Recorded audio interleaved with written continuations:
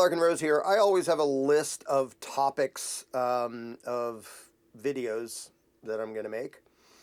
And I already had one about how being either a sociopath or a complete asshole is actually a very strategic advantage in a lot of ways. And while that was already a topic, a fine real-world example happened because Amanda and I totally got scammed. Well, mostly Amanda got scammed. She was doing an online job, and they were like paying for it for a while, and then they do a very intricate, clever trick. And I'm not going to get into all the details of how that happened. They managed to end up basically robbing us of about $2,000, which totally sucks. But it was a fine example of how, like, you have to, like, do a lot of pretending. It was a very involved thing. Most decent people, like, even if you could sort of imagine, like, wandering into somebody's house and grabbing a pile of money and running away, which hopefully you wouldn't do, but at least most people could imagine doing that and going, yeah, that's not okay, but okay. But to have this long, drawn-out deception where you're pretending you're exploiting some little old lady, or doing pretending to have some fake charity to help out some cause, and really you're just embezzling it. Some ongoing protracted thing where you have to be a slimy person day in and day out and deceiving well-intentioned people and exploiting their good intention and their and all that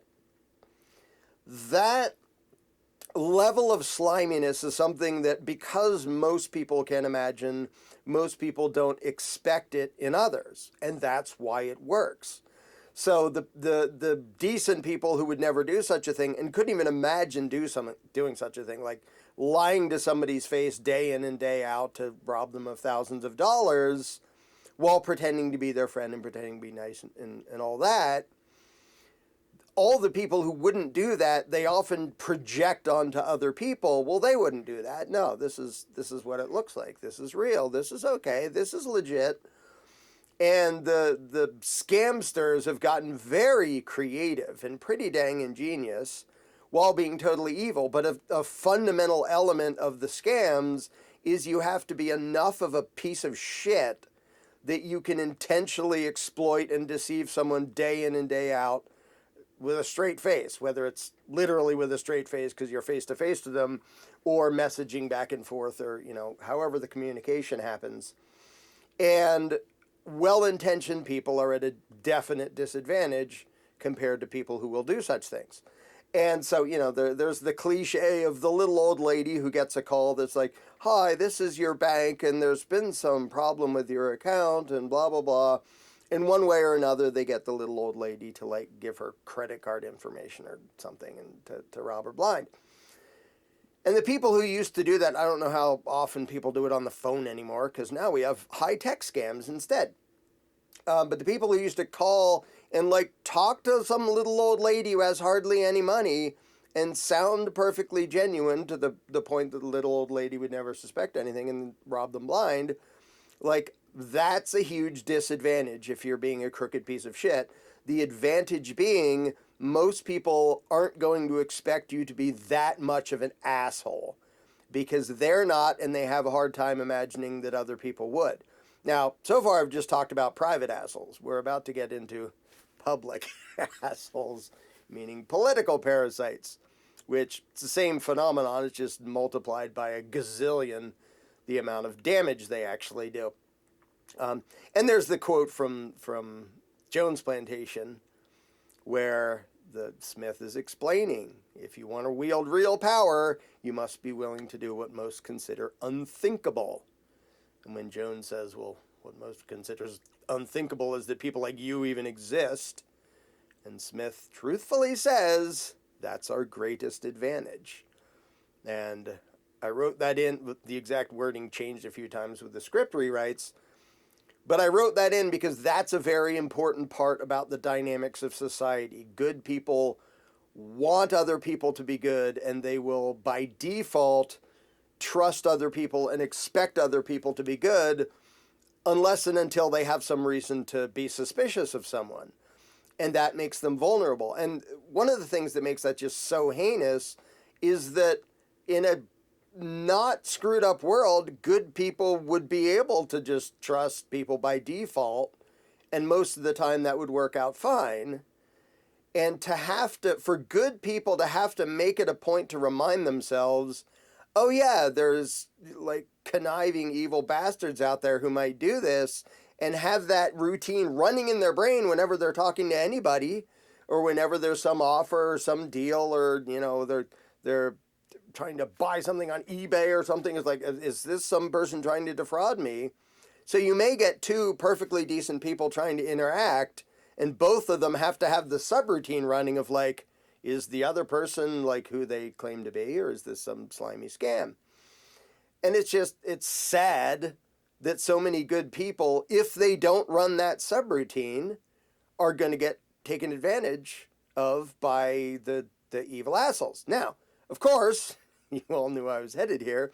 The biggest assholes who take advantage of that are the ones who run for public office. And absolutely everything they do is trying to appeal to people's goodness. Like, oh, there's some horrible thing happening over there, and one country is horribly abusing the other country. We need a huge military to go stop the bad guys.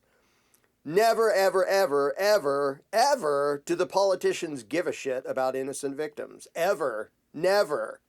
In 0 cases ever are they doing it to protect innocent people. Now, there can very well be innocent people involved and innocent people suffering, and politicians love it when there's something that decent people will actually care about and be concerned about, so they can be duped into having the U.S. ruling class, for example, throwing billions and billions of dollars at the ruling class of Ukraine.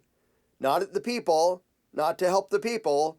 It's one ruling class robbing its victim class to give to another ruling class to buy influence and favors and do a whole bunch of... Nobody in Congress gives a damn about innocent people dying in Ukraine. None of them at all, in any way, shape, or form. Now, there's lots of people who vote for them that care, and that's why these scams work, because the decent people think, well, I want to support the thing that's going to protect the innocent victims in Ukraine or anywhere else, and pick any military conflict you want, because the good people fall for it. So, in a free world without a ruling class, there's no reason to expect that scumbags are just going to magically disappear. So there will still be private scam artists and stuff. Then you have to take into account cause and effect and consequences and deterrence. Because in a free society, if some people choose to be just sadistic bastards or thieves or something, obviously their own conscience isn't the thing that's going to stop them from scamming people. If anything stops them, it will be somebody else creating a big negative deterrent. If somebody's thinking, I'm going to scam this little old lady, and he knows that, well, there's this legal system, and I can probably get out of it, and at worst, I get free room and board. So a lot of poor people do the scam thing because they're like, well, in prison, like, I'm going to get free room and board and free food anyway, and that's worst case scenario. So yeah, I'm going to see how many little old ladies I can rob blind this week. In a free society, and this is an interesting, weird dynamic, in a free society, the retribution and the consequences might be a lot less predictable. Now, in some ways, that's not a good thing, and in some ways, it is a good thing. When it comes to deterrent, it's actually a good thing if the thieves and the crooks and the thugs and the scam artists are like, what if I pick the wrong little old lady and like, oops, you're you know, little old lady that has 5 combat-ready sons who's going to find out and come beat the living crap out of me. That might create an actual deterrent. Now, right now, with the existence of government, there's a bigger deterrent to people going after the scam artist. Because if you do anything other than report it to the police, who will probably accomplish nothing, but you just tell the authorities about it and then you don't do anything, Okay, so right now the government is acting as a protector of the scam artists and the liars and the thieves and the thugs and the carjackers and every other brand of crook you can think of, from political crook down to private. Because if a private crook, and this has gone to ridiculous degrees before, and I'm sure you've heard of it, if a private crook like breaks into your house and you shoot him and the family goes, oh, he was such a good boy and we're going to sue you for shooting him while he was breaking into your house and pointing a gun at you at 3 a.m. The system can be used to literally punish the victim again if the victim tries to actually either defend himself or inflict deterrent or justice by themselves instead of letting the authorities do their usual horrendously bad job of making anything right. And most of the time, the focus of government, even when there's a real crime with real victims, is to enrich government. In a free society, the main focus would be, to whatever extent it's possible, make the victim whole. Like if somebody stole somebody's car, not only do you give it back, but we may take a bunch of the thief's stuff and give it to his victim so they're made whole and then some, because that creates a deterrent, and as much as possible it undoes the wrong. Now, in the case of murder, you can't undo a murder. You can't make the murderer, make the person come back to life, so it doesn't always work. But in a just society without a ruling class, usually the focus is going to be make the victim whole and create a deterrent to people doing this. Whether it's other people doing it in the future or that particular, like, and if it's bad enough, like, oh, that person's been running around murdering people, well, the best deterrent we know is make that guy be dead, because then he's not going to do it anymore. Now, people can debate whether that should happen at all. That's a different discussion. Don't care about that right now. I'm just talking about the deterrent effect that happens in a society where government isn't completely distorting human interaction, because right now it does. Now, the biggest way it distorts it is it legalizes most theft and thuggery. Most theft and thuggery is committed in the name of law, not in spite of it. And it's done in the name of taxes and laws and policy and regulations and yada, yada, yada. Like, anybody who listens to my channel already knows all that. But the dynamics of cause and effect and deterrent are completely turned upside down. In a free society, there will still be people whose job it is to not only defend the innocent, but to, after the fact, do something about it when somebody has victimized somebody. Now, there's plenty of debate over what should be done, what's proportional, what's fair, what's just, so on and so forth. You know, you can go find 800 different debates about that in like libertarian circles and whatever. But just understanding how much the existence of ruling classes makes it so that crime does pay is one of the main things that people have to understand to let go of their attachment to the insanity called government. Because most people imagine that government is working as a force against, at least against private criminals. And no, in most cases, it absolutely is not. Never mind the fact that their own thugs also steal and assault and commit more murder. Like, you look at any military, it's murdering way more innocent people than the private civilians are already. But in addition to the legalized, officially sanctioned victimization of innocent people, it also does a way better job protecting evil people than, and to me, one of the most extreme examples of that is that if somebody is all the way like known and proven and convicted to be like a child molester, like the worst of the worst, the system may give him a slap on the wrist. But the worst, the other worst people in the world, like maximum security prison, even the people who are in there for like murder and assault and all sorts of nasty things, even they look at the pedos and go, you come in here, we're going to fucking kill you. Like, they do a better job creating a deterrent than the entire justice system does. The justice system accidentally does it by putting child molesters in a cage with a bunch of murderers and stuff, just about all of whom, even their own moral conscience, as twisted and mangled and incomplete and flawed as it might be, even most of them are like, yeah, if you do that, you get to die. So you have literally some of the worst criminals in the world doing a better job instituting justice than government. Because what government would do is literally put somebody, at best, like their best deterrent to child molesters is put them in a cage and give them free room and board, paid for by money stolen from all the productive people. Like, great. But that's the ultimate example of just how much it screws with natural interactions and natural deterrence in a free society between people who aren't slimy, conniving bastards and people who are. And so I very much imagine that in a society without ruling classes, yeah, there'd still be people running scams. And if they get caught and everybody knows, oh yeah, that person who was ripping off all these people of this much money, we found out who it is, like calling up little old ladies and getting their credit cards and then emptying their bank accounts when they're on like a fixed budget and can barely make ends meet to begin with. We know who it is. Imagine that person's terror of like, holy crap, all of my victims know what I did now. Like, never mind that the person's an immoral piece of crap. Just the deterrent effect doesn't depend on morality. It depends on self-preservation. And even most just complete assholes at least have self-preservation. They're not trying to die most of the time.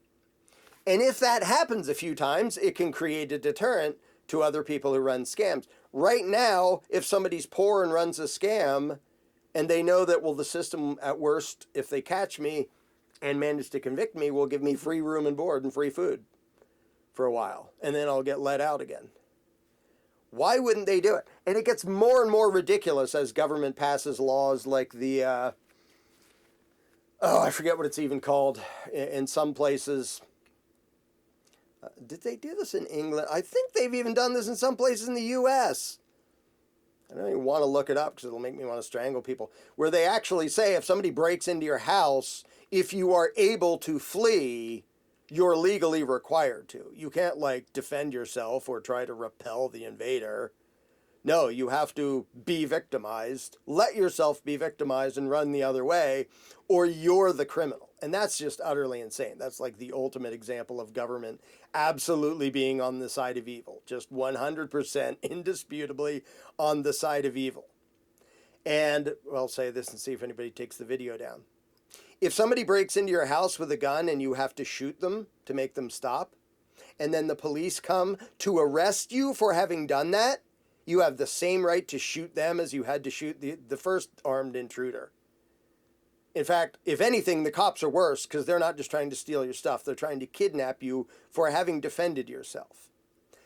But now we see the problem. Good people don't want to do that.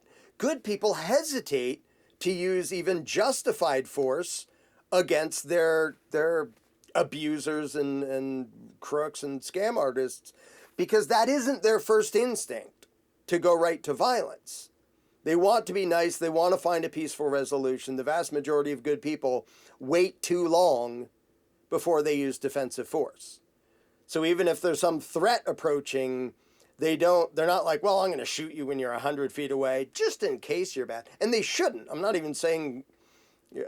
saying people shouldn't be this way. I'm just describing the reality of decent people who want to make sure that force is necessary and justified before they use it.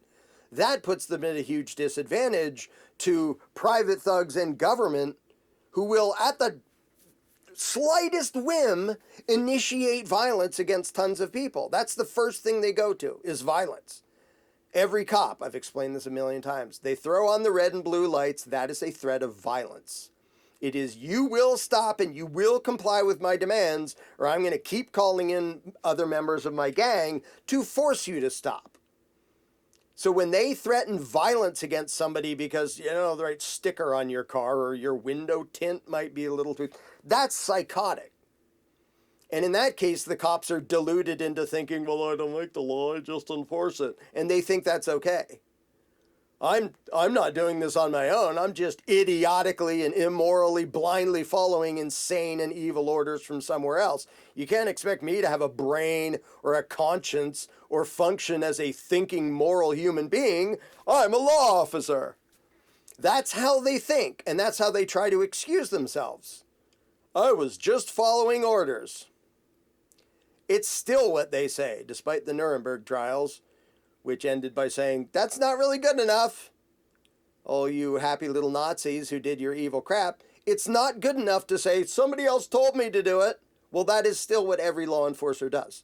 That is their job description. Go forcibly impose whatever stupid crap the politicians declare to be law. Go impose that on everybody else. And if somebody complains or resists, pretend that you bear no responsibility.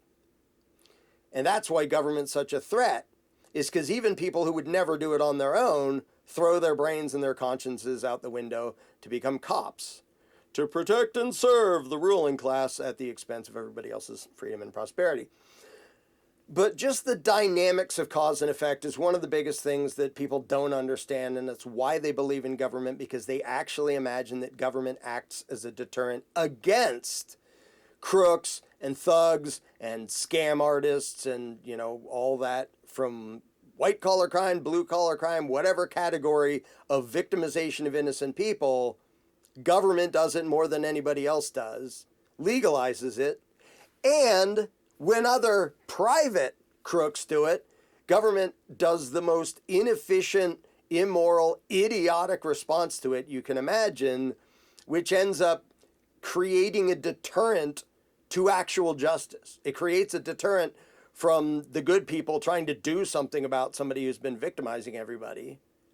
So it protects the actual criminals. And of course, it protects their own criminals when they are the ones committing the crime. But even private criminals, more often than not, the system protects the private criminals, like actual criminals with actual victims, not somebody who didn't have the right sticker or somebody who possessed the wrong plant or something. So, but I think a lot of people just haven't really thought through human dynamics and cause and effect and why it works. They just sort of go about their lives and think it's somebody else's problem. And it's unfortunate that, like, people should totally be able to do that. In a sane society, in a sane moral society, most people wouldn't have to constantly have subroutines running about what nasty stuff are people trying to do to me, whether they're government or private crooks or just some thug trying to steal my car or some scam artist online trying to run some intricate deception. But most people can still imagine that government is a deterrent against that. And no, it isn't. Private crooks and public crooks are mostly protected by the state, protected against decent people actually doing anything to create a deterrent against such, you know, scams and actual crimes and thefts and assaults and so on and so forth. But most people don't think about that, and they just think, well, without government, who would protect us from... They already don't protect you. They're already the biggest victimizers, and mostly what they do to the other private victimizers is protect them from you if you ever decide, all right, this is the point at which this isn't okay. And I can think of several examples, I'm not going to specifically mention them, that I know of, people I know personally in real life, where we know somebody did something really horrible and we know who they are, and we also know that to actually inflict justice, to do something about it, would mean the good people get punished by the system. And so you literally have government protecting the worst people in the world, not even just themselves, not even just the worst people in the world who are in political power, which is the worst of the worst, but even the worst private crooks are mostly protected by the system. And I mean, I could rant for ages about that, about the whole legal system and how, well, if you can afford it, you'll get a great lawyer who finds some stupid loophole. Like if you're poor, you're just doomed. The cop can just make up something. you're doomed. You're going to get fined and imprisoned and whatever. If you have tons of money and you get your fancy schmancy lawyers, they'll find some way to get you off, even if you actually are a crook who victimized a bunch of people. And that's not a secret. Like, I think by now everybody knows that justice is basically for sale. Whoever can afford enough of the people who play the bullshit games can usually get away with most things. Not always, but usually. And so the fact that people still imagine that government is a deterrent against evil is kind of bonkers. Because no, it isn't. You might want it to be. You might wish it were that. You might get the impression that it does that if you watch too much frickin' TV and Hollywood bullshit that pretends that the troops and cops have anything to do with actually protecting normal people from crooks. They are the crooks. So, but yeah, that's an aspect of reality that most people, like, it's sad that people have to think about that, but they've never thought about it, and so they cheer for something that literally makes everything worse. Yeehaw. So yeah, being a scumbag has its tactical advantages, and the existence of a ruling class dramatically amplifies the advantages that scumbag assholes have in this world. And it's kind of frustrating. Kind of sucks. As we just found out the hard way.